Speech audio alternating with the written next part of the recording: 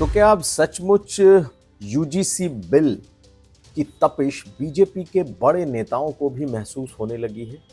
उत्तर प्रदेश में चुनाव है और उत्तर प्रदेश के दो बड़े नेताओं के ऐसे बयान हैं जो ये दिखा रहे हैं कि अब यूजीसी पर बीजेपी के नेता भी असहज होने लगे हैं, वो चाहे साक्षी महाराज हों या फिर ब्रजभूषण शरण सिंह। कैसे इन दोनों के बयान से बीजेपी की पीड़ा दिखाई दे रही है, आज हम ये समझेंगे। उधर अखिलेश यादव मौके पे चौका लगा रहे हैं। बीजेपी हटाओ सनातन बचाओ, अखिलेश यादव ने ये पोस्ट किया है।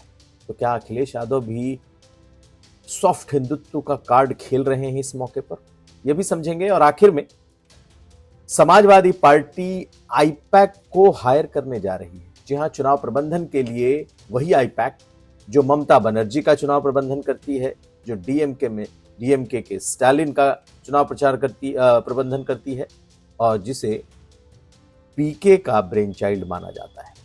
आज ये तमाम खबरों का विश्लेषण आज का यूपी में। नमस्कार, मैं हूं कुमार अभिषेक, आप देख रहे हैं यूपी तक। हम हाजिर अपने न्यूज शो आज का यूपी लेकर।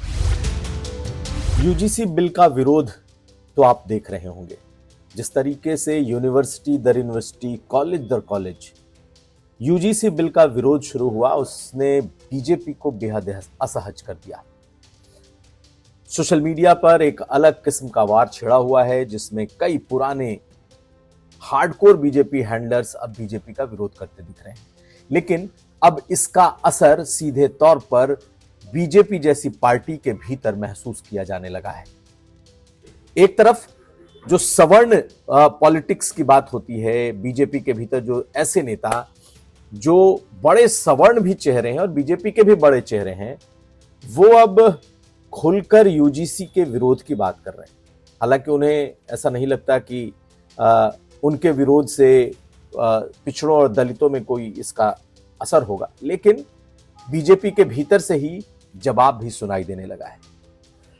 हम आपको बताते हैं कि आखिर साक्षी महाराज ने कहा क्या है। हम वीडियो नहीं दिखा सकते, लेकिन उन्होंने जो बातें कही हैं वो बेहद अहम है।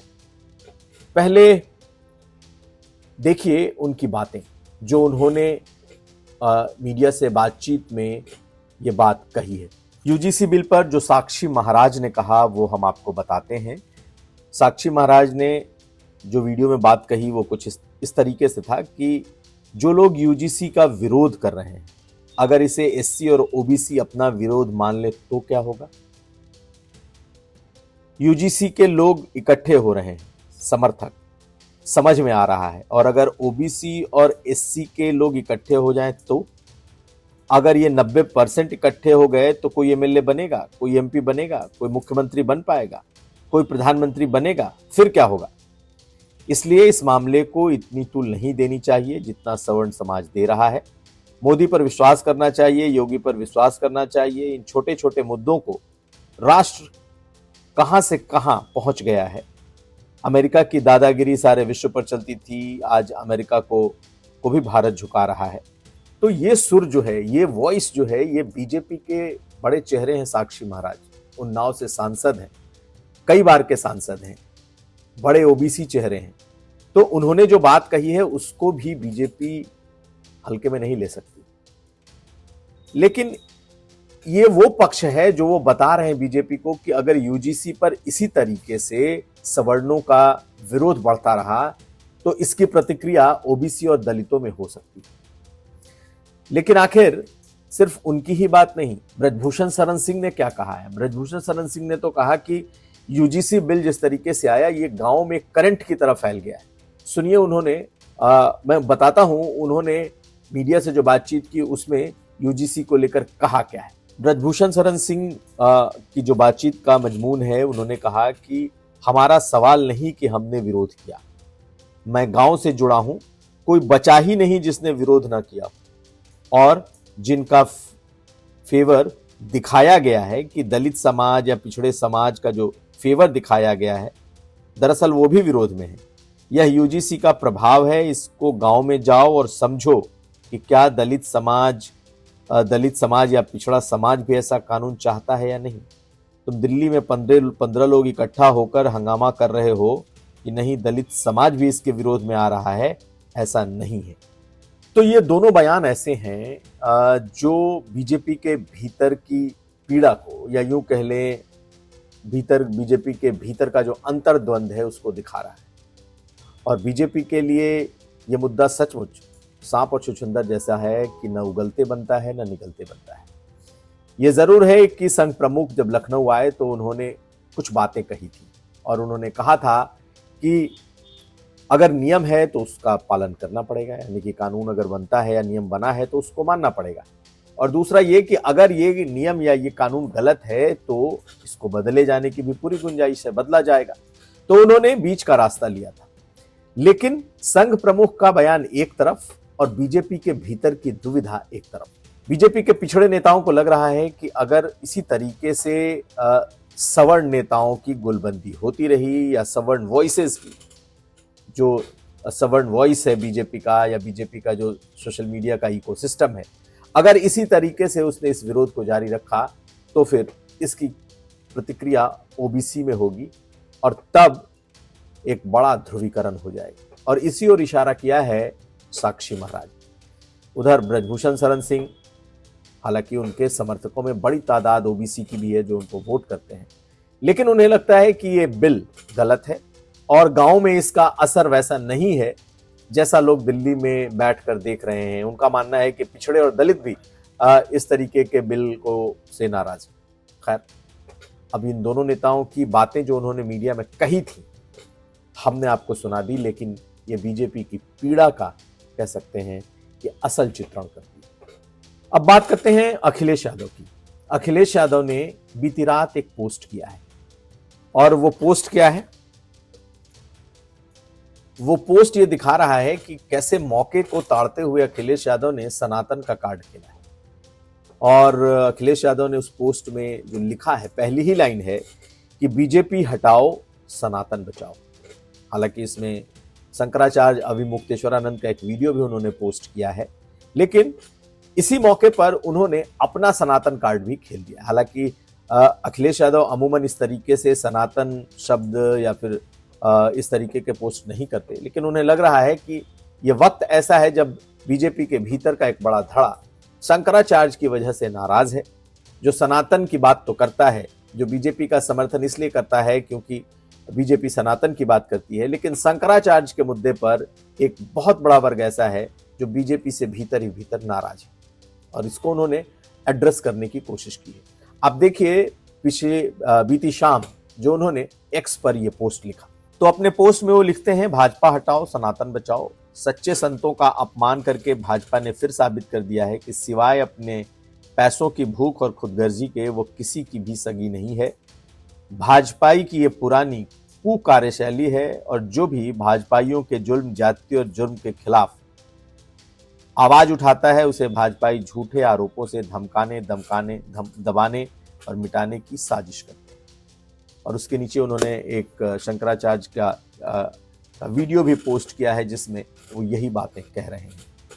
तो अखिलेश यादव को फिलहाल सियासी रूप से ये सूट कर रहा है कि अभिमुक्तेश्वरानंद को का विरोध जितना मुखर होगा, बीजेपी अभिमुक्तेश्वरानंद के खिलाफ या सरकार, यूपी की सरकार या प्रशासन अभिमुक्तेश्वरानंद के खिलाफ जिस हद तक जाएगी वो अल्टीमेटली उनको फायदा पहुंचाएगा। और इसी बहाने उन्होंने अपना सनातन कार्ड भी खेल दिया है। अगली खबर, और अब बात कर लेते हैं समाजवादी पार्टी के एक नए प्रयोग की। समाजवादी पार्टी के भीतर यह चर्चा बहुत तेज है कि आईपैक, जो कि कहते हैं कभी पीके यानी कि प्रशांत किशोर की कंपनी हुआ करती थी, हालांकि अब पीके ने खुद को इससे अलग कर लिया है। आधिकारिक तौर पर वो कहते हैं कि वो इसके पार्ट नहीं है, लेकिन आईपैक अभी भी पीके के नाम से ही जानी जाती है या पीके से ही जुड़ी है। लेकिन ताजा मामला यह है, नई खबर उसमें यह है कि अब ये आईपैक समाजवादी पार्टी का चुनाव प्रबंधन 2027 तक देख सकती है। आईपैक की एक लंबी चौड़ी टीम ने अखिलेश यादव के सामने लखनऊ में पूरा प्रेजेंटेशन दिया कि किस तरीके से 2027 चुनाव जीतने के लिए अखिलेश यादव को चुनाव प्रबंधन की जरूरत है। एसआईआर में काम किए जाने वाले टिप्स से लेकर चुनावी नारे गढ़ने, चुनाव में टिकट सिलेक्शन, चुनावी कैंडिडेट्स को लेकर के जो सर्वे होते हैं वो, और चुनाव प्रबंधन, चूंकि यह सब कुछ उसी का हिस्सा है।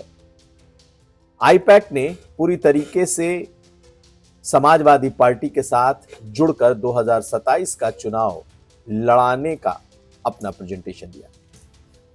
अखिलेश यादव 2017, 19, 22 तीन चुनाव लगातार हारे, पार्लियामेंट, विधानसभा। 2024 में उन्होंने बीजेपी को पटकनी दी पार्लियामेंट, लेकिन 2027 उनके लिए भी डू और डाई है, करो और मरो है, जीने मरने का सवाल है, क्योंकि ये चुनाव अगर नहीं जीते तो फिर लगभग 15 साल के लिए वो सत्ता से बाहर हो जाएंगे।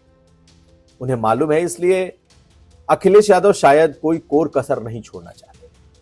पिछली बार जब वो ममता बनर्जी से मिलने अभी हाल में पश्चिम बंगाल, कोलकाता गए थे, तो एक मुलाकात आईपैक की टीम से वहां हुई थी, ऐसा बताया जा रहा है। ममता बनर्जी ने भी उन्हें आईपैक को साथ लेने की सलाह दी। हालांकि आईपैक को लेकर के कई कंट्रोवर्सी भी है। कोलकाता में जिस तरीके से ईडी ने रेड की और ममता बनर्जी खुद पहुंच गई, ये एक तरफ, लेकिन आईपैक एक प्रोफेशनल ऐसी संस्था या कंपनी है जो चुनाव लड़ाने, चुनाव प्रबंधन और पॉलिटिकल एक्शन कमिटी जो अपने आप को कहती है, उसका एक न सिर्फ बड़ा नेटवर्क है, बल्कि उसको एक कह सकते हैं कि उसका एक बड़ा अनुभव है। तो उम्मीद है कि इस बार अखिलेश यादव आईपैक के साथ 2027 के चुनाव में जाएंगे। माना जा रहा है अंदर खाने की सब कुछ तय भी हो चुका है, अब जल्द ही इसका ऐलान भी हो सकता है। हालांकि अभी तक पार्टी के भीतर से जो बताया जा रहा है वो ये कि हाँ, प्रेजेंटेशन हुआ है, हो सकता है कि पार्टी आईपैक को हायर करे, लेकिन अभी आखिरी फैसला नहीं हुआ है। लेकिन अंदर खाने लोग बता रहे हैं कि सब कुछ तय हो चुका है। तो इस बार समाजवादी पार्टी अपने तेवरों के साथ अब आईपैक के प्रबंधन के साथ 2027 चुनाव में जा सकती है, जिसकी पूरी संभावना है। और ये चुनाव तब एक तरीके से और फियर्स फाइट इस चुनाव में दिखाई देगा। 2015 का जब चुनाव हुआ था, जिसमें बिहार का चुनाव था, और तब प्रशांत किशोर ने लालू और नीतीश के साथ मिलकर बीजेपी को पटकनी दी थी। कहा जाता है कि प्रशांत किशोर का दिमाग था, उनकी आईपैक की टीम थी। तो ऐसा माना जा रहा है इस बार अखिलेश यादव कोई चांस नहीं लेंगे और शायद आईपैक इस बार उनके साथ होगा। हमारी भी नजर बनी रहेगी। तो ये था आज का यूपी। हम कल फिर हाजिर होंगे। हमें दीजिए इजाजत। देखते रहिए यूपी तक।